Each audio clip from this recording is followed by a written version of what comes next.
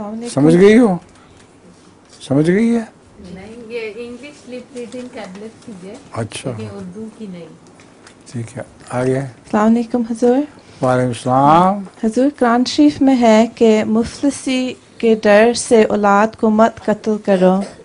हुजूर, Somalia और Ethiopia में जो बच्चे भूख से मर रहे हैं उनके मुतालिक इस आयत की क्या तशरीह है? किस आयत की?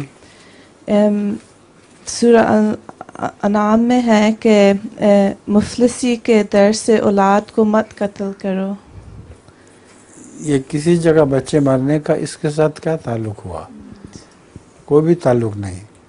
मुफलिस से डर से औलाद को कत्ल ना करो कि एक माना ये है कि इंसान इस गरज से बच्चे पैदा करने रोक ले कि बच्चे पैदा होंगे तो उनको रोटी कहाँ से दूंगा।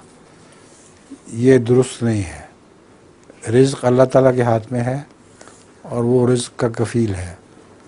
और अमर वाक़या भी ये है कि जब बच्चे ज़्यादा हों और गुर्बत हो तो वो कौमें फिर आखिर अमीर हो जाया करती हैं, क्योंकि उनके बच्चे हिजरत करके अमीर मुल्कों में चले जाते हैं।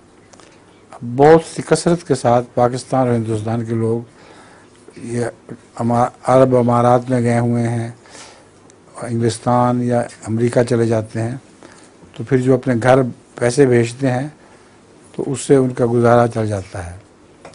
दूसरे ज़्यादा बच्चे जो हैं वो काम में मदद देते हैं, यानी वो बेकार नहीं बैठते।